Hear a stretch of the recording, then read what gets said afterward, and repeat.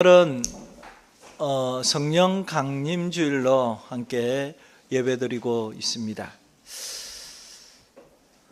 사랑하는 성도 여러분, 오늘날 많은 사람들이 교회를 평가할 때에 건물의 크기를 두고 평가하는 경우가 많습니다. 그리고 그 안에 성도들이 얼마나 많은지, 프로그램이 얼마나 다양하게 있는지 이 기준을 가지고 교회를 평가하는 것이 일반적입니다. 겉으로 보이는 규모와 화려함이 곧 교회의 건강성, 어떤 그런 것들을 표현해 준다라고 생각합니다. 그러나 하나님께서 성경에서 교회를 평가하는 기준은 딱 하나입니다. 그것은 바로 그 안에 성령이 살아 역사하고 있느냐, 이 질문, 이 기준이 교회를 평가하는, 교회의 건강성을 평가해주는 지표라고 말할 수 있습니다. 오늘 우리가 함께 읽은 사도행전 2장의 말씀은 단지 초대교회의 출발을 기록한 한 사건에 불과한 것이 아닙니다. 이 본문은 교회가 어떤 본질을 가지고 있어야 하는지를 잘 보여줍니다. 그리고 성령이 임하신 교회는 어떤 변화를 가져다 오는지를 오늘 이 본문에서 우리에게 잘 보여주고 있습니다. 이것이 우리가 믿음 생활로 이제 살아가는 앞날 가운데 특별히 성령을 의지하며 성령의 임재를 경험하며 나아가는 성도들 속에 일어나는 일들, 바로 그런 성도들이 많은 교회들이 좋은 교회, 건강한 교회라고, 하나님이 기뻐하시는 교회라고 말할 수 있습니다.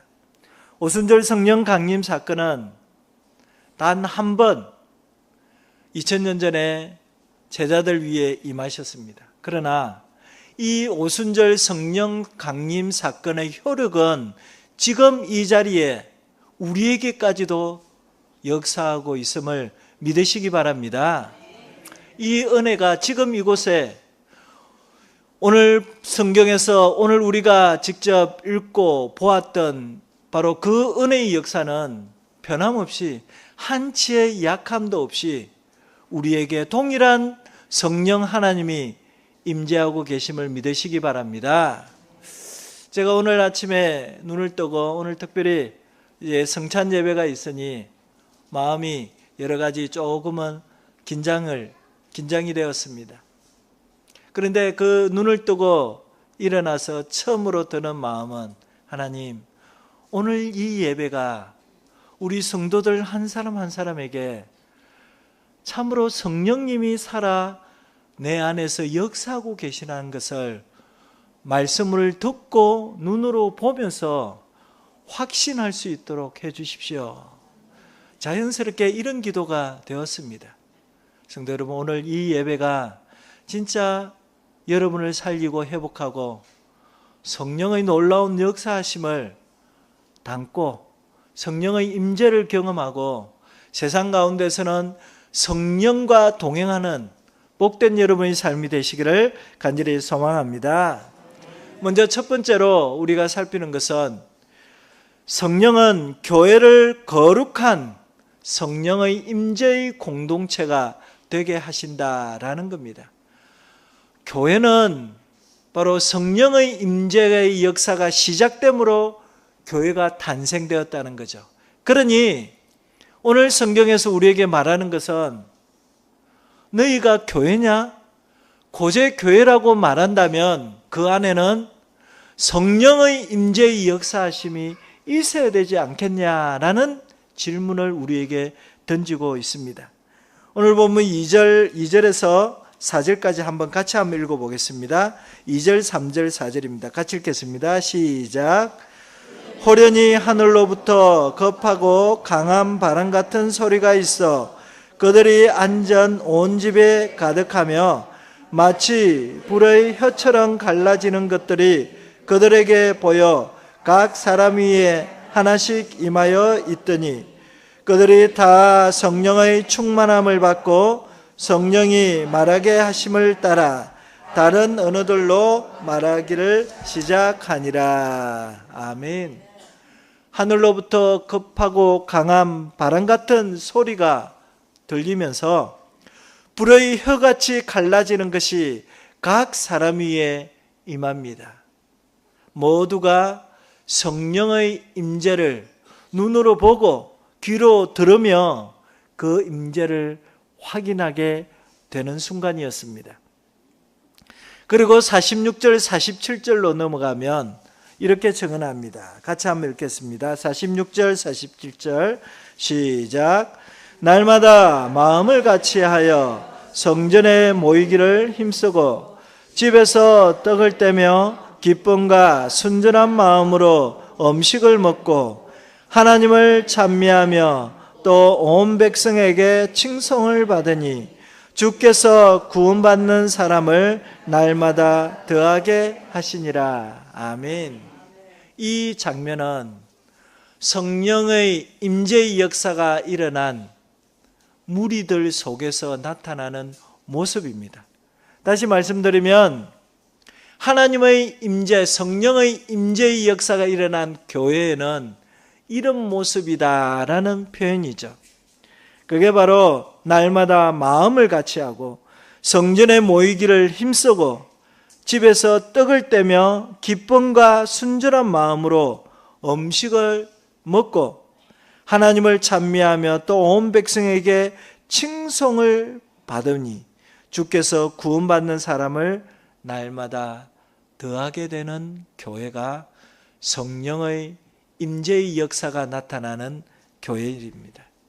성도 여러분, 이 장면 속에 교회는 하나님의 임재가 머무는 공동체라는 사실을 기억하시기 바랍니다. 이제 성령이 임재하심으로 교회는 교회라는 공동체가 이제 탄생되었다는 거죠. 성도 여러분, 이 사건은 단순한 어떤 기적 현상을 나타내는 사건이 아닙니다. 이는 구약 성경에서 때로는 성막과 성전을 통해서 제한적으로 간헐적으로 하나님의 임재의 역사를 드러냈습니다. 구름과 어떤 불, 또 이런 소리, 회오리 바람 소리와 같은 이런 소리와 눈에 보이는 것들, 귀에 들리는 것과 눈에 보이는 것들을 가지고 내가 너희와 함께 있다, 바로 하나님의 임재를 보여주었습니다. 그런데 이 일이 간헐적이 아니라 이제는 성령께서 그냥 한 사람 한 사람 위에 들어와서 항상 계시고 늘 성도들과 늘 그들과 함께 생활하고 계시다는 것을 오늘 본문은 분명히 말씀해 줍니다. 이게 바로 구약에 간헐적으로 성령의 임재를 나타냈던 바로 그 모습을 이제는 예수 그리스도께서 이 땅에 오셔서 십자가와 부활 사건을 통해서 우리에게 주신 은혜가 성령 강림 사건입니다. 이제 교회는 건물이 아닙니다. 성령께서 거하시는 사람들의 공동체입니다. 무리입니다. 믿는 자들 모두는 하나님의 성전이라는 정체성을 가지기 시작했습니다. 여러분들은 하나님의 성전입니다. 아멘이십니까? 아멘입니다. 여러분 한 사람 한 사람이 성전이 되는 이유는 하나님이 여러분 안에 머무시기 때문에, 성령이 지금도 여러분 속에 마치 집에 들어가서 계시는 사람들처럼 성령님도 우리 안에 마치 내 집을 차지하는 것처럼 우리 안에 들어와 계시다는 겁니다. 이게 바로 구약과 신약의 큰 차이라고 말할 수 있습니다.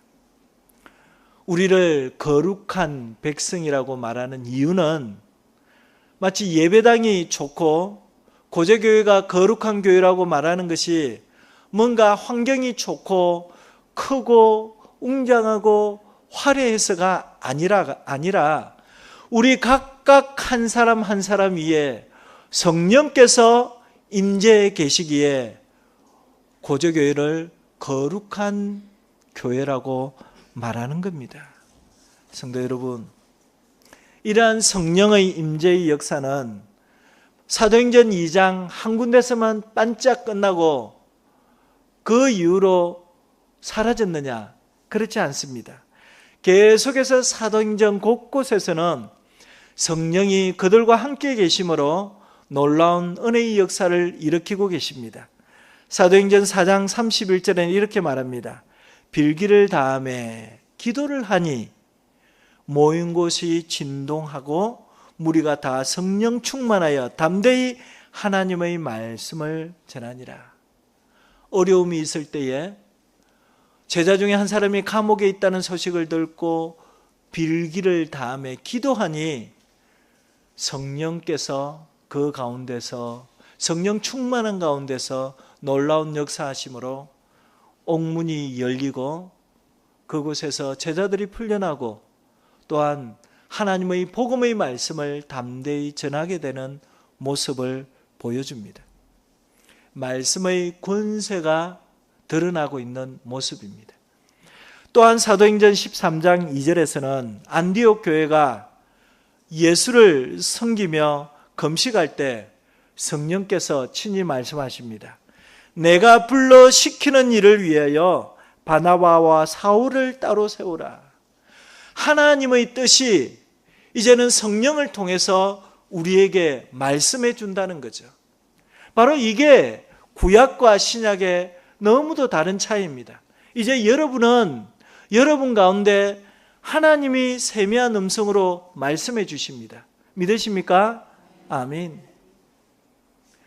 우리 안에 성령께서 임하셨고 하나님의 뜻이 어디에 있는지 내 안에 성령께서 성령을 통해서 우리에게 말씀해 줍니다. 바로 사도행전 13장의 말씀처럼 바로 성령께서 이 고제교회를 세워가시고 이 고제교회를 성령께서 역사하시고 부흥케 하신다는 사실을 보여줍니다. 사랑하는 성도 여러분, 성령의 임재는 교회 안에 일어나는 모든 일들을 관장합니다. 오늘 예배를 주관하고 계시고요. 그리고 말씀을 배우고 말씀을 읽을 때도 지혜의 영이신 성령께서 그 말씀을 이해하고 받아들이도록 하십니다. 또한 성도들 간의 교제 속에서도 여러분 의식하셔야 됩니다. 지금 이곳에 성령님이 계시다. 만약에 성령님이 계시다는 말을 하면 내 입에 재갈이 물려질 수 있습니다. 사람을 날카롭게 상처를 주는 말 대신에 그걸 재갈을 먹이고 오히려 살리고 회복시키는 말을 합니다. 바로 성령이 그 역할을, 성령이 그걸 좋아하시니까요. 성령의 9가지 열매, 사랑, 희락, 화평, 오래 참음, 자비, 양선, 충성, 온유, 절제. 절제할 수 있게 하는 것도 성령님이 하십니다. 여러분의 감정은 다 좋다고 생각하지 마십시오. 여러분의 감정에 끌려서 판단하고 결정하면 때로는 사단의 놀이개감이 될 수 있습니다. 그래서 때로는 내가 절제할 수도 있어야 되고 오래 참음도 있어야 되고 때로는 내 것을 넣어놓을 만한 사랑으로 가득할 수도 있고 자비와 양선으로 가득할 수 있어야 합니다. 바로 이 일을 누가 하십니까? 여러분 안에 성령께서 일하십니다. 그래서 교회라는 성령 공동체는 바로 그런 은혜의 역사들이 가득하게 됩니다. 그래서 교회 안에 은혜와 평강이 가득하다라고 말한 것은 다툼이 없고 서로 시기와 질투 때문에 갈등이 사라져야 하는 공동체가 교회 공동체여야 한다는 거죠. 왜요? 성령의 임재가 있기 때문에. 여러분들이 성령의 임재가 있다는 것을 조금이라도 의식한다면 교회 안에 주일에 모였을 때에 함부로 말하지 않습니다. 섬기고 봉사하는 자리에서도 함부로 행동하지 않습니다.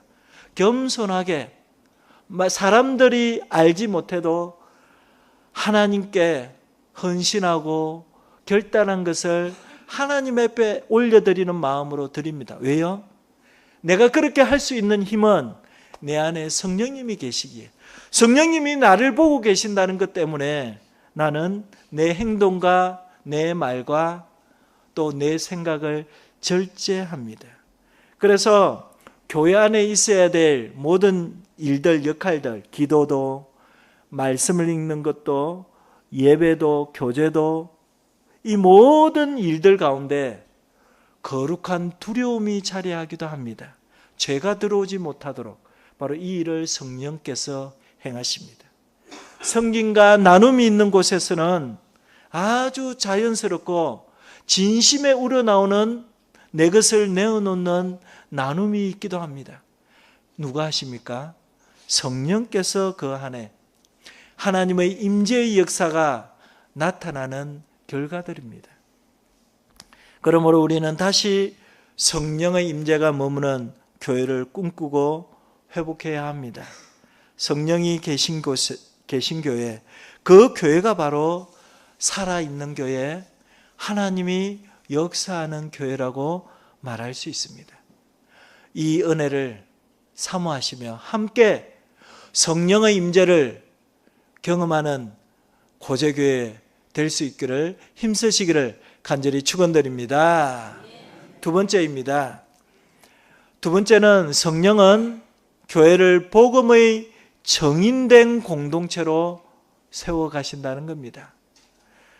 이제 우리는 성령이 만드신 두 번째 사명을 우리는 받아들이게 됩니다. 사명은 그 성령의 역사하심 속에 순종하는 이들은 머물러 있지 않습니다.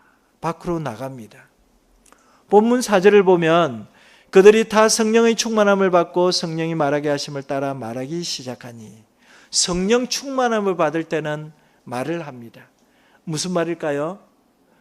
죄의 씀뿌리에서 흘러나오는 말이 아니라 하나님의 뜻과 하나님의 마음을 담겨진, 하나님의 뜻이 담겨진 말씀이 흘러나오기 시작합니다.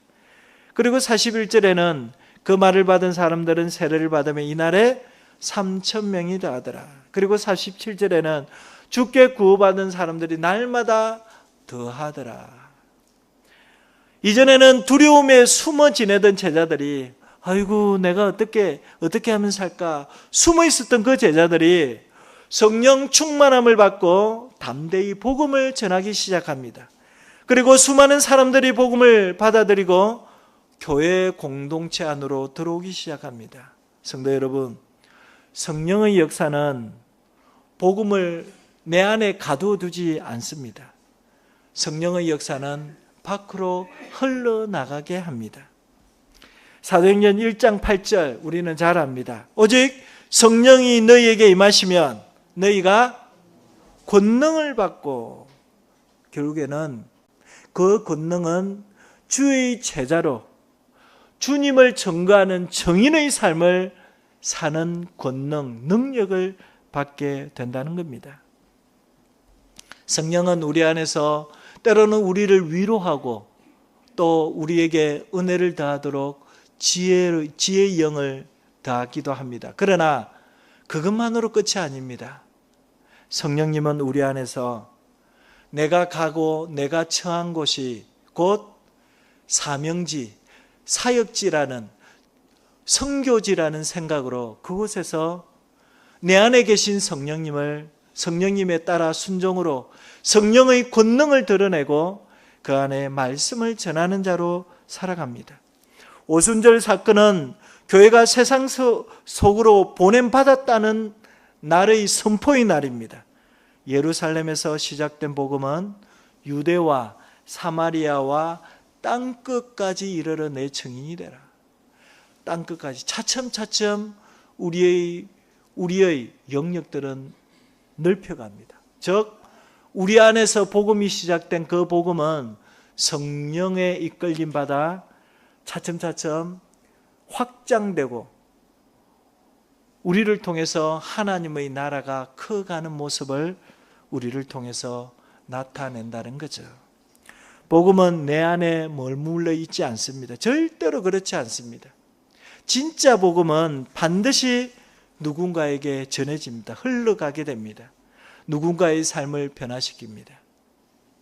성도 여러분, 성경 사도행전 오늘 2장을 읽었는데 3장 이후에 보면 마치 1장에서의 제자들의 모습, 또 요한복음, 사복음서에 나왔던 제자들의 모습과는 너무도 다릅니다. 180도 다른 모습입니다. 사도행전 3장에 보면 베드로가 설교하기 전에 성전 미무에 안전뱅이, 나면서 안전뱅이 된 사람을 만나면서 내게 건강은 없다. 내게 있는 예수 그리스도의 이름으로 일어나 걸으라. 한편으로 담대함으로 주를 선포합니다. 그리고 그 뒤에 베드로는 설교를 그렇게 유식한 모습으로 그 내용에 하나님의 뜻을 담은, 하나님의 마음을 충만히 담은 설교를 한판 하게 됩니다. 사도행전 4장 33절에도 그렇습니다. 사도들 큰 권능으로 주 예수의 부활을 증언하니 무리가 큰 은혜를 받았다. 그리고 사도행전 5장 22절에 42절에도 말합니다. 날마다 성전에 있든지 집에 있든지 예수는 그리스도라고 가르치기와 전도하기를 쉬지 아니하였다. 이게 바로 성령 임재의 역사를 그 경험한 성도는, 성령을 받은 성도는 가만히 있지 않다는 겁니다.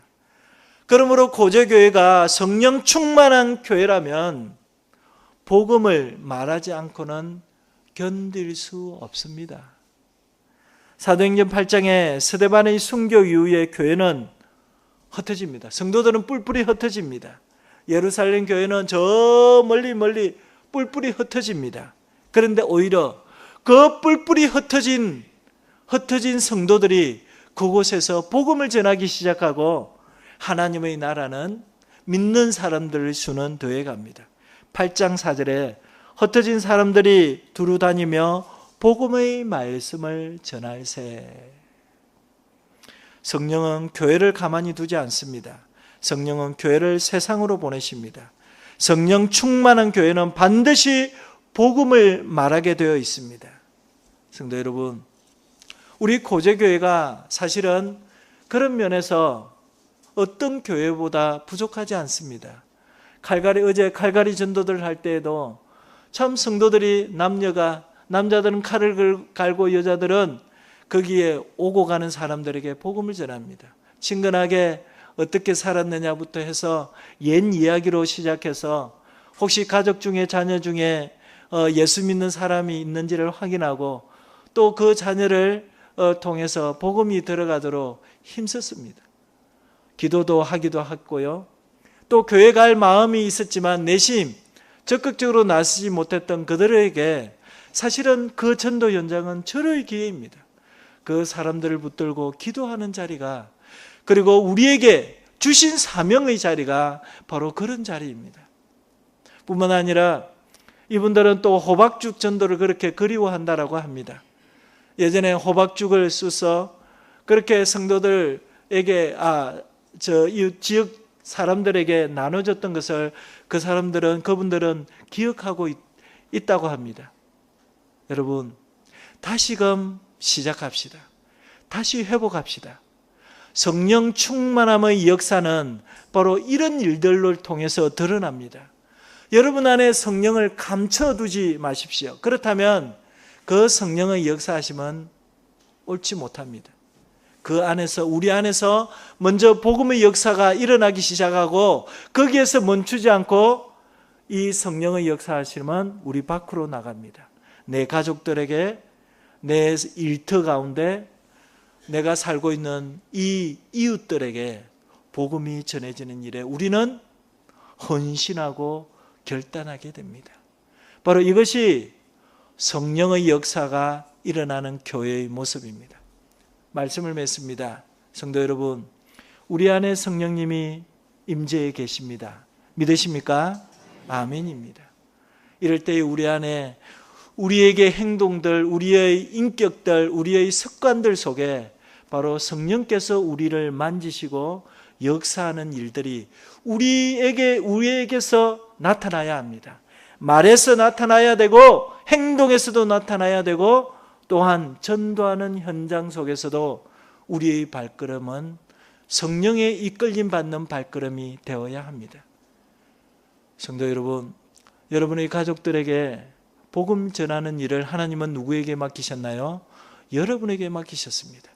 여러분의 이웃들이 죽어가고 있는 그들에게 성령께서 여러분에게 임하셔서 여러분을 통해서 복음이 흘러가게 하셨습니다.